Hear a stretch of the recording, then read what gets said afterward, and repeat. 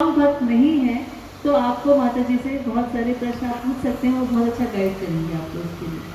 और ये सौभाग्य हमारा है कि माता जी हमारे साथ यहाँ पर हैं, तो मैं ज़्यादा समय नहीं लूँगी। माता जी, over to you. Thank you माता जी। ज्ञानञ्जनशलाकया चक्षुरुन्मिलितं येन तस्मै श्रीगुरुवे नमः। नमो विष्णुपादाय कृष्णकृष्णाय भूतले श्रीमते भक्तिवेदान्त नमः। श्रवण की महिमा।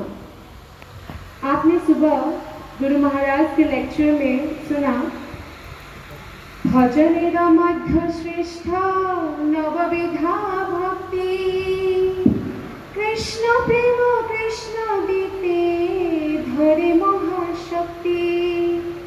नवविधा भक्ति, भजन करने की बहुत सारे विधि है, उन सब में श्रेष्ठ है नवविधा भक्ति। नवविधा भक्ति के बारे में श्रीमद् भागवतम में प्रहलाद महाराज कहते हैं, श्रवणम कीर्तनम विष्णु स्मरणम पाद सेवनम अर्चनम वंदनम दास्यम साख्यम आत्मनिवेदनम। सबसे पहला जो वर्ड आता है इसमें शब्द श्रवणम। भगवान ने हमारे आंखों को भी बंद करने का ऑप्शन दिया है, मुख को भी ऑप्शन दिया है, लेकिन कानों का बंद करने का ऑप्शन नहीं है। नहीं तो अगर कोई हमें कुछ बुरा बोले, हम थोड़ी देर के लिए अपने आप कान को बंद कर लें, ऐसा भी नहीं हो सकता है। इसलिए कान भगवान ने खुला दिया है, इसका अर्थ ही है कि हमें इसका प्रयोग ज़्यादा से ज़्यादा करना चाहिए। एक व्यक्ति जितना अधिक अच्छा श्रोता होता है, उतना ही अधिक अच्छा वक्ता होता है। तो इसलिए गुरु महाराज अक्सर बोलते हैं, जैसे ही हमारी आंखें खुल जाए हमें लेक्चर चलाना चाहिए। अभी हमारे पास इतना डेवलप टेक्नोलॉजी है कि हम कभी भी उसका प्रयोग करके भगवत कथा श्रवण कर सकते हैं। अगर हमारे घर के लोगों को पसंद नहीं कि हम कोई स्पीकर चलाए, तो आजकल तो वायरलेस ईयरफोन भी आता है, आप पता ही नहीं चलेगा कि आप सुन रहे हैं। कुकिंग करते समय या आप कुछ कार्य करते समय भी सुन सकते हैं। तो इसीलिए श्रवण से ही बड़े बड़े भक्त बने हैं, इसका बहुत सारा प्रमाण है। जैसे कि प्रहलाद महाराज जब माता के गर्भ में थे, तब नारद मुनि उनके माता को भगवत कथा सुनाया करते थे, और प्रहलाद महाराज ने गर्भ में ही अपने गुरु नारद मुनि से भगवत कथा श्रवण करके इतने बड़े भक्त बन गए। अगर हम नारद मुनि के बारे में बात करें, तो नारद मुनि पूर्व जन्म में एक दासी पुत्र थे। दासी पुत्र के पास कोई फैसिलिटी नहीं होता। उस समय खासकर माता अकेली है, बच्चा सिर्फ 5 वर्ष का है, तो आश्रम में वो काम करती थी साधु के, तो बेटा को लेके जाती थी। चातुर्मास्य के समय कुछ वैष्णव उस आश्रम में रुकने आए थे, तो माता काम कर रही है, तो नारद मुनि उनके बीच बैठ जाते थे। नारद मुनि कभी भी ज़रूरत से ज़्यादा नहीं बोलते थे, बस काम भर का जितना ज़रूरत है, और श्रवण करते थे। अधिक से अधिक श्रवण करने लगे। तो नारद मुनि कहते हैं श्रीमद् भागवतम में व्यासदेव को कि जैसे जैसे मैं श्रवण करता गया, वैसे वैसे श्रवण करने की जो एक रुचि है वो बढ़ती गई। श्रवण करते करते उसका मुझे आस्वादन प्राप्त होने लगा, और वो आस्वादन, वो जो अमृत है, वो बढ़ता ही गया, और इतना बढ़ गया कि उससे तमोगुण रजोगुण सब नष्ट हो गए। हमें अलग से मैं गुणों को कैसे कम करूं, मैं दुखों से कैसे निवृत्ति पाऊं, उसके लिए प्रयास करने की आवश्यकता नहीं है अगर हमने श्रवण करने की कला को विकसित किया। अगर हमारे गुरु महाराज और गुरु माता की जीवनचर्या आप देखेंगे कि सुबह उठते ही प्रभुपाद लेक्चर चला देते हैं, और प्रभुपाद लेक्चर वो दिन भर चलता रहता है। जब भी समय मिलता है श्रवण करते हैं। श्रवण से ही भक्ति शुरू होती है। सुबह की क्लास में आपने सुना कि भक्ति में हम कैसे प्रगति करें। भक्ति में प्रगति हम तभी कर सकते हैं जब हम अपने श्रवणेंद्रियों को भगवान की सेवा में प्रयोग करें। आज हमने उपदेशामृत जन संघ के बारे में भी पढ़ा। जन संघ का अर्थ है भौतिक लोगों के साथ संगति। जब हम भौतिक लोगों के साथ संगति करते हैं तो भौतिक बातें ही सुनने को मिलता है और दुनिया भर के प्रजल्प सुनने को मिलेगा। उससे क्या होता है, bad in bad out, garbage in we go, garbage in garbage out. तो इसको हमें करना चाहिए गुड इन गुड आउट। इसमें गुड से भी अच्छा है नेक्टर, नीनो, नेक्टर इन नेक्टर आउट। जो अंदर डालेंगे वही बाहर निकलेगा। तो हमें भौतिक संगति जनसंघ से थोड़ा बचना चाहिए, क्योंकि वो हमें बहुत सारी जो संसार का कचरा है वो हमारे अंदर डाल देंगे। कई बार वो अपने आप को रिलीव करेंगे अपना दुख बोलकर, लेकिन उस दुख के बदले वो कृष्ण भक्ति नहीं करना चाहेंगे, तो हमें उनसे श्रवण नहीं करना चाहिए।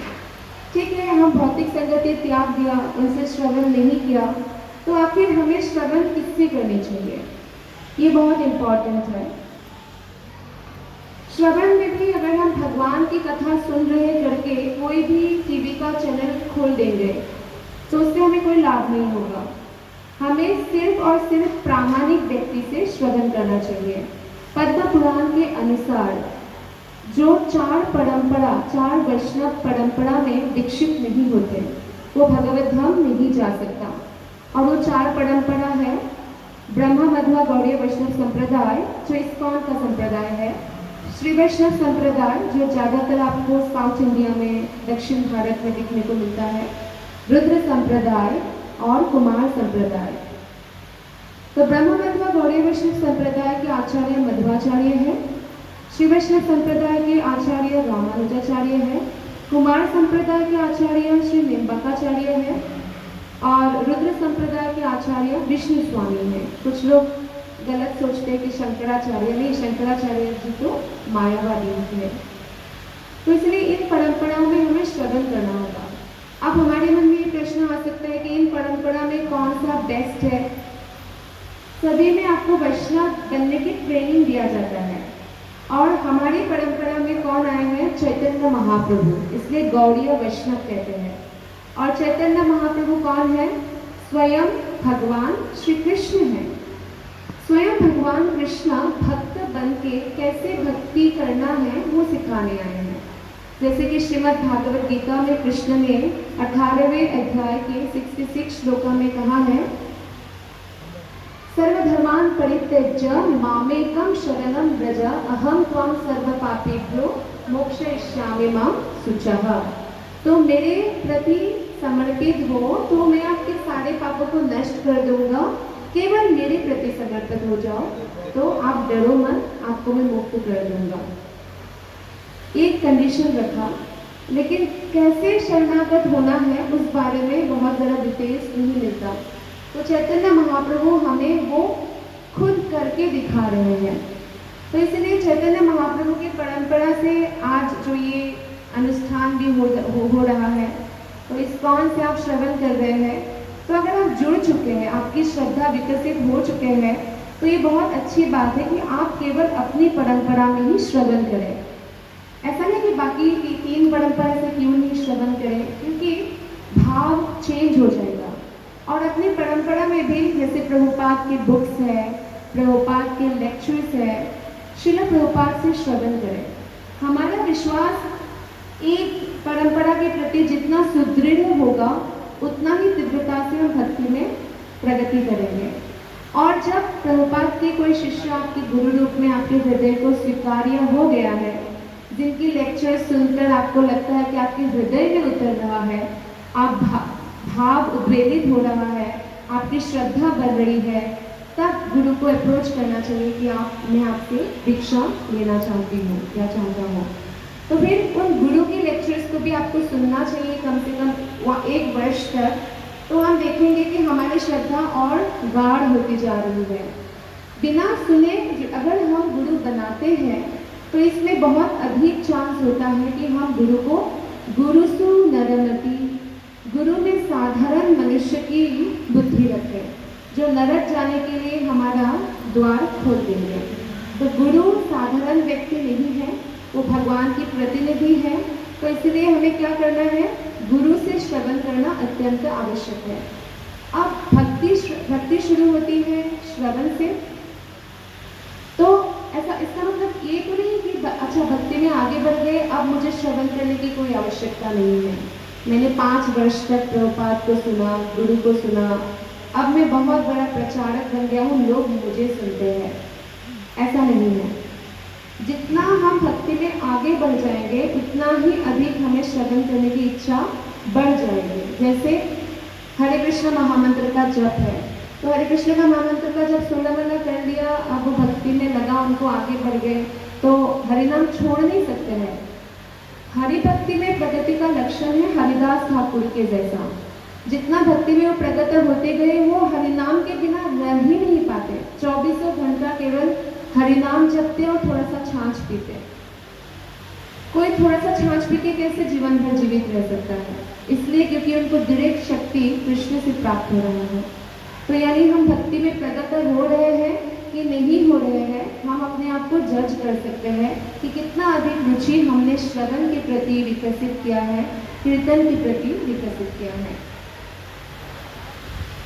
तो यहाँ पे श्रीमद् भागवतम के 2nd कैंटो 3rd चैप्टर श्लोक नंबर 23 में कहा गया है, बीले बतोरो क्रम विक्रमण्ये नाश्विन्वतः कर्णपूते नरस्य जीवा सती तार्तुरिक्वे स्वतः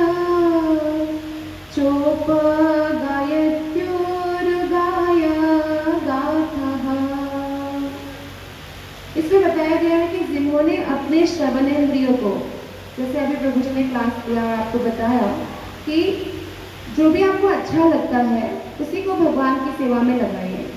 जैसे आंखों को भगवान के अर्चित प्रति देखने में, कान को फिल्मी सॉन्ग सुनने से अच्छा है कि हम कृष्ण के नाम सुने, और कान को भगवत कथा श्रवण करने में लगाए। अगर इसका उपयोग हम कृष्ण कथा श्रवण में नहीं लगाते हैं, मनुष्य योनि में आने के बाद भी, तो क्या होता है, ये कान को भागवत कहते हैं, वो सांप का जो होल है ना, जिसमें सांप रहता है, वैसा ही है, कोई काम का नहीं है। और जितना अधिक हम संसारिक कथा सुनेंगे उतना अधिक हम विचलित हो जाएंगे। लोगों का दुख क्या है, मन विचलित रहता है, शांत नहीं रहता। लेकिन भागवत कथा में कई बार आपको नींद आ जाती है क्योंकि आपका मन शांत हो जाता है, और कभी कभी आधी रात तक नींद नहीं आती है क्योंकि मन शांत नहीं होता, विचलित हो जाती है। तो श्रवण करने से हमें क्या होगा, हमारा मन शांत होगा, भक्ति में प्रगति करेंगे और समस्त वैष्णवों की, गुरु परंपरा की कृपा प्राप्त करेंगे।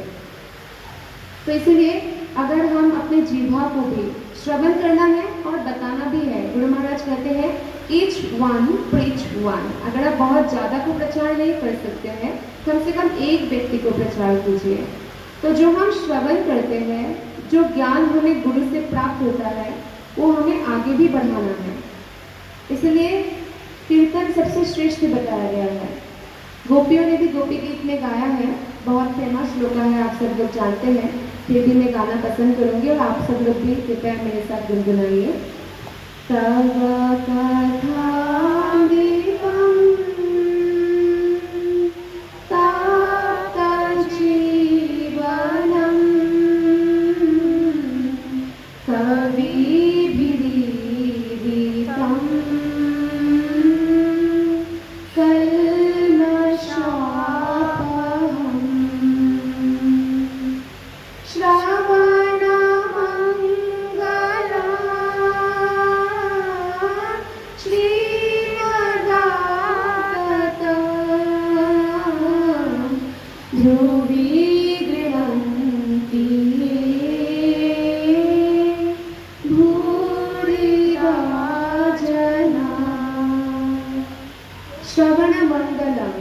श्रवण करने की इच्छा उनकी तीव्र हो जाएगी अगर उन्होंने अनुभव किया है तप्त जीवनम, ये तपित जीवन है, मुझे भौतिक संसार में भी तपस्या करना ही पड़ेगा। कोई भी तपस्या के बिना भौतिक जगत में भी सफल नहीं हो सकता है। तो क्यों ना मैं वो तपस्या कृष्ण के लिए करूं। आराधितो यदि हरि तपसा तत किम, न आराधितो यदि हरि तपसा तत किम। जो हरि की आराधना करना है तो तपस्या की क्या जरूरत है, और हरि की आराधना ही नहीं कर रहे हैं तो तपस्या से क्या लाभ है। तो इसलिए हम भौतिक जगत में भी सफलता, भौतिक जगत में सैलरी तपस्या के बिना नहीं मिलेगा। ये तप्त जीवन है, हम हर समय तपित होते हैं।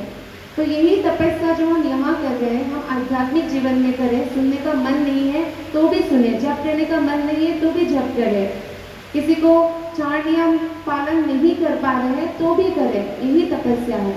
16 माला जप करना बहुत बड़ी तपस्या है। तो इसीलिए अगर हम इसमें तपस्या कर लें तो क्या होगा कि हम हमेशा के लिए फिर से हमें मातृ का दुग्धपान करने नहीं आना पड़ेगा, श्रीमद् भागवतम में कहते हैं। और ये भी कहा गया है कि मदाश्रयः कथामृष्टः शृण्वन्ति कथयन्ति च। निरंतर श्रवण कीर्तन में संलग्न रहकर साधुगण किसी प्रकार का भौतिक कष्ट नहीं पाते। तो यहाँ पे कौन है जो भौतिक कष्ट से मुक्त होना चाहते हैं? आप हाथ उठा सकते हैं। सभी लोग चाहते हैं, थैंक यू वेरी मच। तो भौतिक कष्ट से हम सभी मुक्त होना चाहते हैं। तो ऐसा नहीं है कि हमारे मरने के बाद जब हम भगवत धाम जाएंगे तभी हम भौतिक कष्ट से मुक्त होंगे, ऐसा नहीं है। हम इस जीवन काल में भौतिक कष्ट से मुक्त हो सकते हैं। हमारे सामने ज्वलंत उदाहरण है, गुरु महाराज है, गुरु माता है और बहुत सारे भक्त होंगे। तो वो लोग इसी जीवन में ही भौतिक कष्ट से मुक्त हो गए। कैसे? अपने मन को, कृष्ण कहते हैं उनका मन निरंतर मेरे ही चिंतन में मग्न रहते हैं। जब आपका मन कृष्ण की ही चिंतन में निमग्न है तो कुछ और सोच ही नहीं पाते हैं, तो भौतिक कष्ट होगा ही नहीं। सेम कष्ट भक्तों को भी आता है, सेम कष्ट अभक्तों को भी आता है। लोग पूछते हैं आप तो भक्त बन चुके, सुना है आप 16 माला भी जप कर रहे हो, फिर क्यों आपको इतना भौतिक कष्ट आ रहा है, फिर क्यों आप बीमार पड़ रहे हो? क्योंकि ये दुखालय अशाश्वतम है, कृष्ण ने कहा है। तो यहाँ कष्ट सबको आएगा, लेकिन एक खराब रास्ते में कोई मर्सिडीज में जा रहे हैं तो लगेगा कि हाँ कुछ गड्ढा था, लेकिन कोई खटारा गाड़ी में जा रहे हैं तो उसका कमर टूट जाएगी। तो यही हाल है, भक्त को वो अनुभव नहीं होता है जितना अभक्त को अनुभव होता है, क्योंकि मन ही परम कारण है ना। तो इस भागवतम में कहा गया है नायम जनो में सुख दुख हेतु नादेव आत्मा ग्रह कर्म काला मनः परं कारणं मामनोति संसार चक्रं परिवर्तनेद्य। तो मन जो कि इतने जन्म से किसी और चीज़ों में लगा है, उनको ट्रेन करना पड़ेगा ना। ऐसे ही थोड़ी एक दिन में भक्ति में लग जाएगा, नहीं लगेगा। तो इसलिए हमारे दुख का कारण ना कोई व्यक्ति है, ना देवता है, ना कोई समय है। हमारे दुख का कारण केवल हम हैं, मन। और जब मन कृष्ण में लगा रहता है तो मन और चीज़ों में वो अनुभव नहीं करता है दुख को। इसका अर्थ यह है कि वो हमेशा मेरे ही विचारों में निमग्न रहते हैं। तो श्रवण करने से ही होगा। श्रवण जितना करेंगे उतना भगवान की महिमा को जानेंगे, गुरु की महिमा को समझेंगे, उतना श्रद्धा बढ़ेगा, उतना श्रवणम कीर्तनम विष्णु स्मरणम। यानी ये तीनों एक पैकेज है। श्रवण करते हैं तो कीर्तन करते हैं, श्रवण कीर्तन दोनों करते हैं तभी स्मरण कर पाते हैं। तो इसी तरह से प्रहलाद महाराज 7th कैंटो में बोलते हैं मही यसम पाद रजो अभिषेकम। मतलब जब तक हम गुरु के रजो अभिषेकम चरण धूलि अपने सिर पर धारण नहीं करेंगे ऐसे महान वैष्णव के, तब तक कोई भक्त नहीं बन सकते। तो इसका अर्थ ये तो है कि गुरु के चरण धूलि चाहिए, लेकिन इसका अर्थ ये नहीं कि गुरु के चरण धूलि ही बस इसका ही मतलब है, ये नहीं है। चरण धूलि का मतलब है गुरु से श्रवण करना, गुरु के लेक्चर सुनना, गुरु की आज्ञा को पालन करना, और इसको बोलते हैं कि चरण धूलि हमने गुरु का लिया। तो इस प्रकार गुरु से श्रवण करके हम पूरी तरह से मुक्त हो सकते हैं, भगवत धाम जा सकते हैं। मनुष्य जीवन के जो लक्ष्य है कृष्ण प्रेम को प्राप्त कर सकते हैं। तो ये जो हमने आज पढ़ा, आज की क्लास का जो सारांश है, तारामध्ये सर्वश्रेष्ठ